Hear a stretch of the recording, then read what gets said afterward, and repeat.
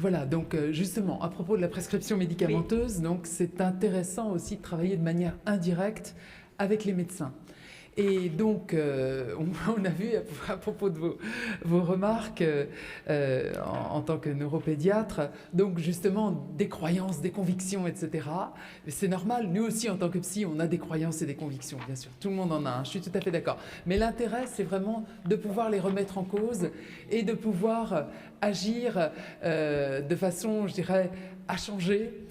Car effectivement, le changement, c'est quand même le principe des psychothérapies. Et en tant que psychothérapeute psychanalyste, je travaille surtout là-dessus. Donc là, je vais vous présenter plutôt quelque chose qui a à voir avec la formation continue des médecins. Bien que ces groupes BALINT que je vais tout de suite vous décrire, hein, je les emploie aussi avec des psychologues et maintenant avec des magistrats et des policiers, puisqu'en fait, il s'agit essentiellement de travailler sur la relation.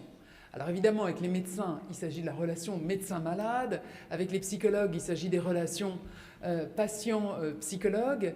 Et avec les magistrats, il s'agit des relations avec prévenus, famille et magistrats. Donc c'est simplement pour vous parler du point commun qui est en réalité donc la question de la relation. Donc là, on va parler de la fonction thérapeutique. Parce que très souvent, les médecins confondent la fonction médicale, c'est-à-dire leur rôle de médecin, et la fonction thérapeutique, c'est-à-dire leur capacité à soigner l'être dans sa globalité. Et avec nos internes qui sont formés donc à la faculté de médecine, pardonnez-moi, de Strasbourg, voilà, il faut que je précise, le rôle de la faculté est vraiment prégnant.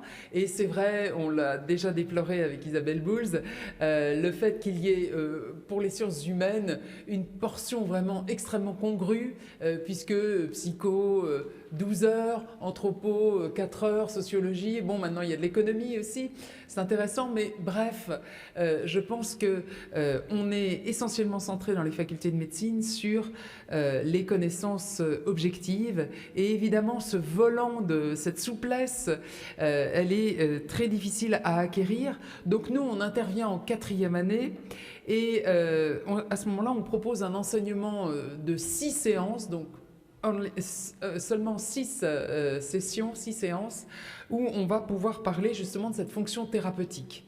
Hein, cette fonction thérapeutique donc, qui est à différencier de la pratique iatrique, donc ce suffixe grec qui montre tout simplement le fondement de la médecine sur l'organicité et donc les liens objectifs entre un symptôme et une maladie. Donc, comparativement, bien sûr, la fonction thérapeutique, c'est d'agir sur le sujet, sur sa famille et sur le sujet dans son système. C'est-à-dire que là, on va aussi aborder l'institution. Et pas seulement l'institution familiale, mais aussi l'institution médicale. Donc les publications, bien sûr, si on regarde sur PubMed par exemple, la littérature sur les groupes BALINT est assez limitée. Donc je vais vous décrire bientôt cette méthode, mais aujourd'hui par contre elle augmente et en particulier donc des études montrent que le fait de participer à ces groupes de formation augmente les capacités empathiques des médecins, donc des futurs médecins, dont vous savez peut-être qu'au bout de la 3e année, l'empathie des médecins chute absolument radicalement, alors que c'est un élément bien sûr essentiel de la relation avec les patients. Également, on a travaillé sur l'amélioration des aptitudes cognitives avec les groupes BALINT.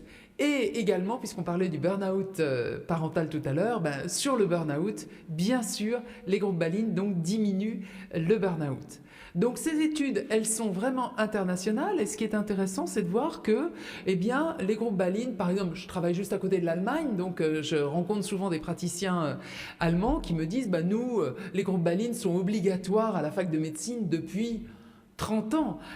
Et d'ailleurs, ces groupes ont commencé à être mis en place dans les années 70. Donc si jamais vous tapez sur internet groupe BALINT, vous allez par exemple avoir des vidéos de groupes qui, donc ce sont des groupes de supervision si vous voulez, de groupes qui avaient déjà lieu dans les années 70 en France, et vous avez des vidéos où vous pouvez faire de l'ethnologie là carrément, des vidéos de jeunes praticiens qui pratiquaient déjà cette supervision.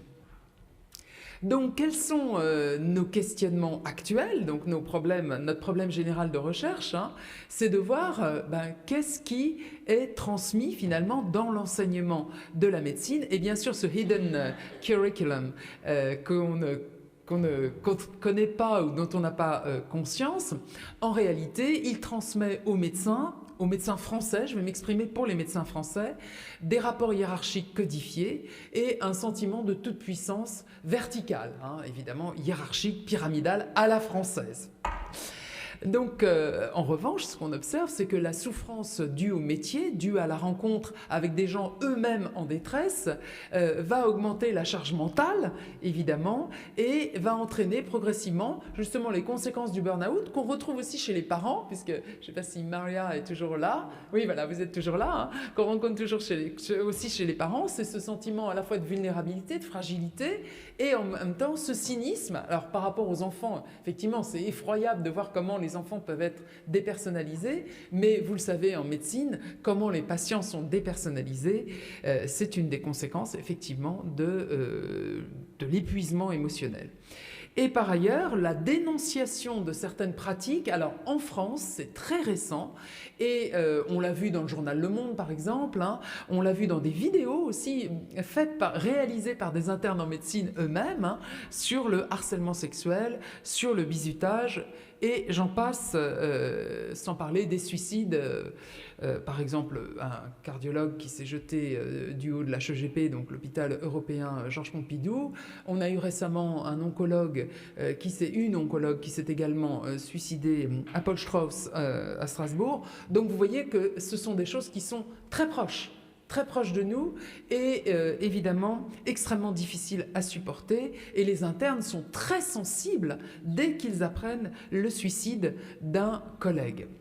Donc les difficultés à devenir médecin, alors ça c'est très intéressant parce qu'on ne peut que les approcher lorsqu'on fait des études de vocation. Les études vocationnelles, alors nous on les fait beaucoup en psycho, puisque je suis prof à la fac de psycho, mais je suis aussi prof à la fac de médecine, et on les fait de plus en plus à la fac de médecine, justement en demandant aux jeunes en deuxième année, parce que pour l'instant, vous savez qu'avec les modifications de la PACES, on va encore changer tout ça, mais on leur demandait encore jusqu'à l'année dernière pourquoi ils voulaient être médecins.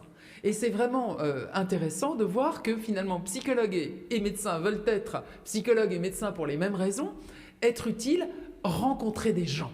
Ça, c'est vraiment le plus important, et on voit comme ça cet investissement sur la relation qui est très très puissant et qui est encore, comme vous le savez, un facteur de burn-out, puisque plus l'idéal est élevé et plus on va avoir du mal à accepter la réalité. Donc bien sûr que la prescription d'examens, de comportements comme nutritionnels, etc., de médicaments, va plus ou moins compenser la frustration. Mais ça compense la frustration du côté de la toute-puissance. Hein. Moi, médecin, je sais, donc je vous prescris tel ou tel programme. Et les patients, bien sûr, semblent justifier un investissement sans nuance ni réflexion. Alors là, j'exagère un peu parce que, en fait, ceci concerne surtout les médecins hospitaliers.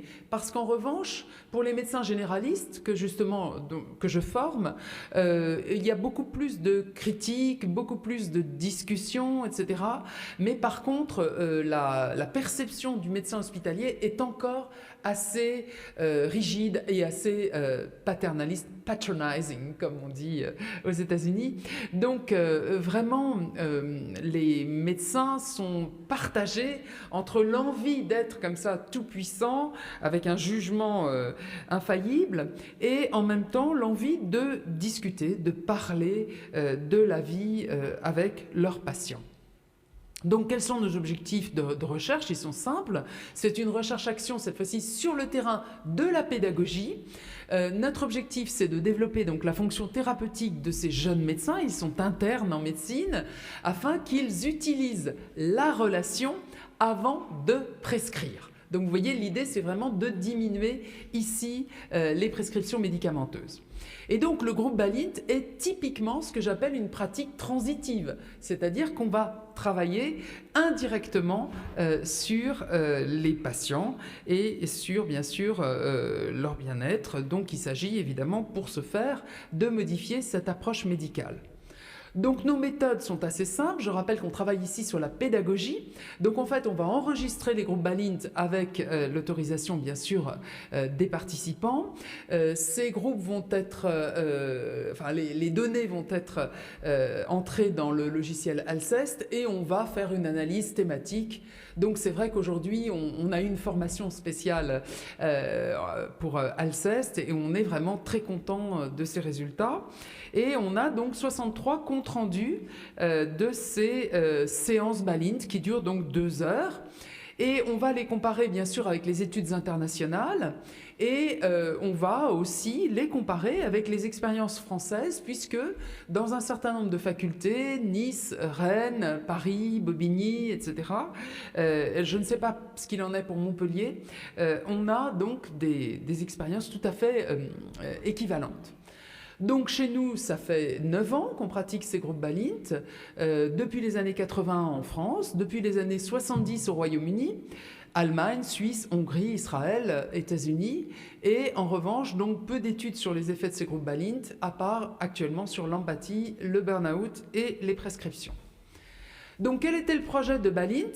C'était, j'ai saisi tout simplement sa phrase, permettre aux médecins de saisir d'un regard nouveau leur expérience de tous les jours et d'apercevoir des problèmes qui, ignorés de la médecine, causaient beaucoup de travail inutile et aux malades beaucoup d'irritation et de souffrance également inutiles. Donc quelques concepts, de façon à ce que vous soyez un petit peu éclairés.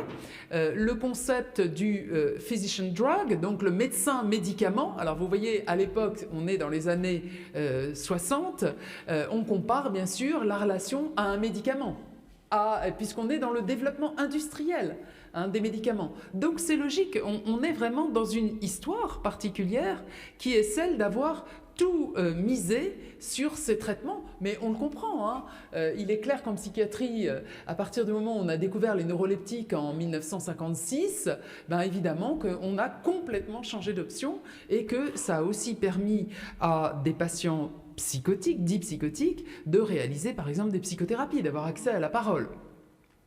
Donc, le médecin peut pratiquer sa psychothérapie tempérée, mais attention, il faut qu'il l'apprenne.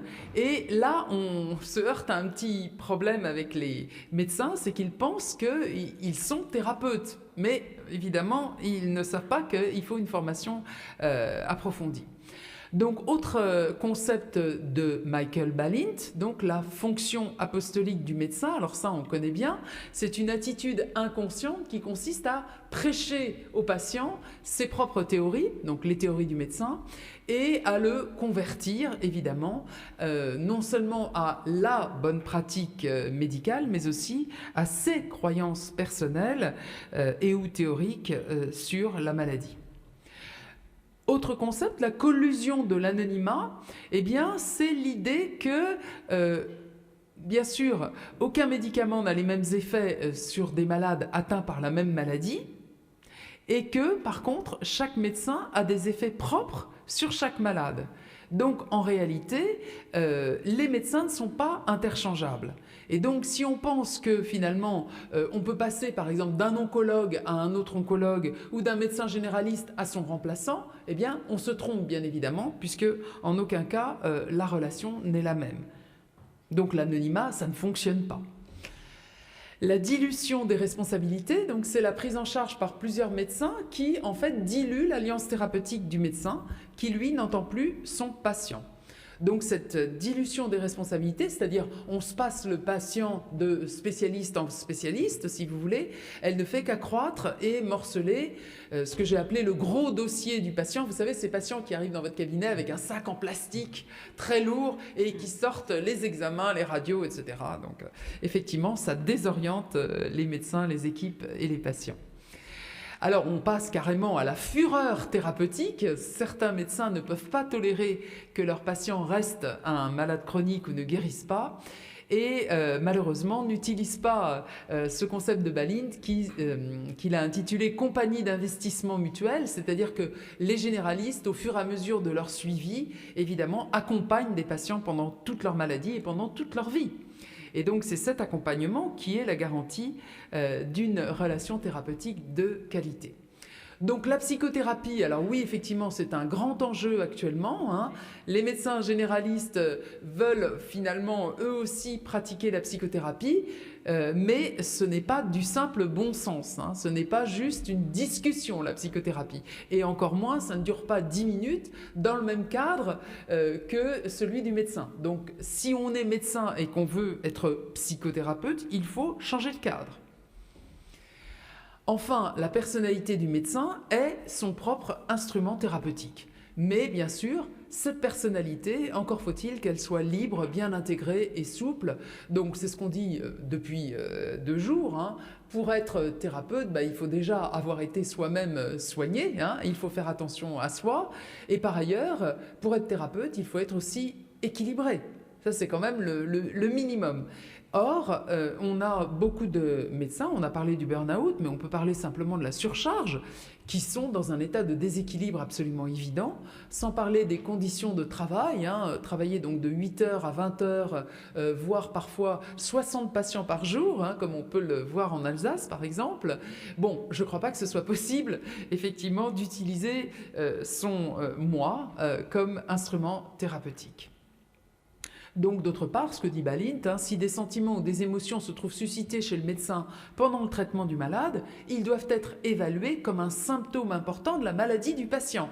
Hein, c'est-à-dire que j'identifie mes propres réactions comme étant un symptôme de l'état du patient. Ça, c'est ce qu'on appelle le transfert. Voilà, donc comment fonctionne un groupe Balint? C'est simplement une dizaine de médecins qui se réunissent tous les 15 jours ou 3 semaines autour de ce qu'on appelle des leaders. Bon, on a pris le terme anglais, mais en fait ce sont des animateurs tout simplement, hein. Donc là, nous, on est 2, un médecin et un psychiste, psychologue, psychiatre et ou psychanalyste. Et donc, que se passe-t-il? Eh bien, il y a quelqu'un qui présente un cas, et on va travailler sur ce cas, mais attention, au niveau des relations. Et Balint insiste pour dire que ici, ce n'est pas la psychothérapie du médecin qui se passe, hein. C'est l'analyse du cas présenté par un médecin sous l'angle de ses relations avec son malade. Donc la présentation du cas, c'est un cas actuel qui est en cours. Pour nous, c'est très important que le médecin puisse revoir son patient et finalement nous reparler à la séance suivante de ce qui s'est passé avec le patient au regard de ce qu'il a pu présenter. Bien sûr, donc, il confronte son matériel au groupe. Ensuite, le groupe des médecins va poser des questions, donc va clarifier l'histoire. Puis, il est possible d'interpréter les réactions du médecin. Et enfin, il y a une perlaboration, c'est-à-dire qu'il y a un Durcharbeitung, comme disait Freud, c'est-à-dire un travail du cas au fur et à mesure des séances. Donc les règles de fonctionnement, bien sûr, ce sont des règles de groupe habituelles, règles de sécurité, donc l'expression est libre, sans jugement, bien sûr, par les autres. Il y a la confidentialité, il y a un respect mutuel. Et enfin, il y a une règle d'engagement. Alors chez nous, c'est donc 6 séances. C'est vraiment pas beaucoup, hein. Voilà, donc les effets reconnus du groupe Balint, donc ça fait, comme vous voyez depuis les années 70, hein, ça fait très longtemps, et effectivement, la relation médecin-malade s'améliore, et d'autre part, le médecin apprend à prendre en compte les représentations culturelles du soin, de la maladie, de la guérison, à mieux écouter ses patients, et surtout à conserver cette capacité d'empathie et relationnelle. Donc il s'agit ici de prendre conscience de ces émotions, de les accepter bien sûr, dans le cadre de la consultation. Alors c'est évidemment ce que nous disent ces médecins, ce double discours. Alors pour eux c'est compliqué parce qu'ils ont aussi ce raisonnement cognitif à tenir par rapport au diagnostic différentiel, on comprend bien, mais au fond c'est une question d'habitude. Ça peut se faire et ça permet par ailleurs de limiter donc l'usure liée à des émotions qui seraient non contrôlées, non travaillées. Il s'agit également de mieux utiliser son attention, de développer son écoute, son honnêteté, son éthique et donc son estime de soi, d'augmenter sa satisfaction professionnelle et ses relations avec les patients difficiles, les familles difficiles, les situations difficiles. Ça, on n'en manque pas. Enfin, on peut avoir une plus grande disponibilité intellectuelle et affective et également une plus grande créativité pour chaque patient. Donc nos résultats. Alors voilà, donc on a fait l'analyse thématique, on a vraiment bien intégré toutes ces datas, toutes ces données. Et on a effectivement constaté que les représentations culturelles de la maladie, du soin et de la guérison, ça c'était quelque chose que les médecins avaient véritablement découvert. Et le groupe et les leaders donc proposaient là des éléments de comparaison et de critique qui étaient intéressants. Bon, surtout aujourd'hui dans la situation française avec beaucoup de populations étrangères. Donc nous, on a surtout des populations turques, tchétchènes. Bien sûr, on a également des migrants qui proviennent de plus loin, par exemple d'Afrique, voire de Chine. Mais on a surtout cette population tchétchène qui est très difficile parce que trafic de drogue, enfin beaucoup de violence, et les médecins ont très peur. On a eu un médecin assassiné il n'y a pas longtemps. Enfin, vous voyez, donc on est dans des situations évidemment d'une assez grande angoisse. Et là, justement, le fait de pouvoir se parler calmement dans cette atmosphère d'écoute, c'est quelque chose qui à la fois sécurise, mais en même temps permet de développer la pensée. Donc la relation, on va la travailler pendant ces groupes, et on va surtout ne pas se limiter au modèle, parce que très souvent nos internes nous disent qu'est-ce qu'il faut dire, qu'est-ce qu'il faut faire, comment faire pour annoncer la maladie, la mort, etc. etc. Donc on leur dit, écoutez, la solution elle est en vous bien évidemment, et c'est à vous de la chercher, et en groupe c'est encore mieux. Donc, quels sont les besoins exprimés par les internes? Donc, ils veulent mieux exprimer leur attention, développer leur écoute, augmenter leur satisfaction professionnelle, ça c'est surtout important.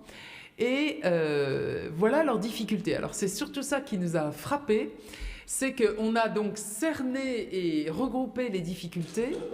Donc déjà, l'incapacité à déterminer qui est le patient. Alors ça, c'est très frappant, très étonnant.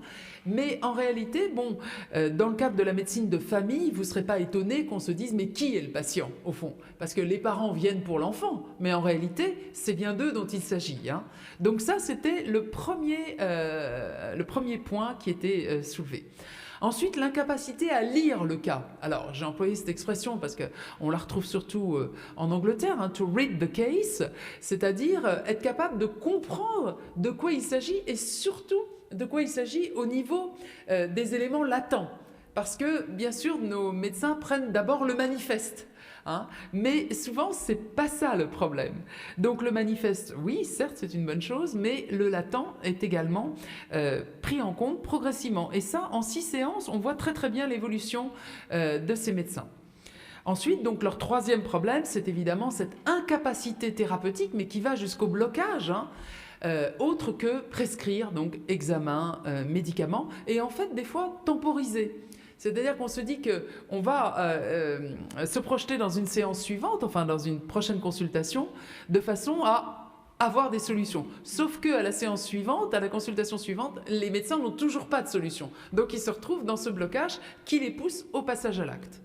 Enfin, la question du besoin de faire, d'agir, et son pendant, alors ça on l'a retrouvé, alors ce sont de jeunes médecins, de jeunes internes, son pendant c'est la passivité face au patient qui arrive avec son ordonnance mentale si vous voulez et qui instrumentalise bien sûr le médecin. Donc ça c'est aussi un objet de difficulté pour nos jeunes médecins. L'ambivalence, la combinaison d'amour et de haine pour le patient et ou sa famille, et aussi le manque d'intérêt, le manque de désir thérapeutique, l'abandon du cas, l'absence d'investissement. Autre chose, donc la dilution des responsabilités, ça on l'a vu, c'est très présent effectivement chez les jeunes médecins, l'influence du groupe social, l'intégration des préjugés, alors là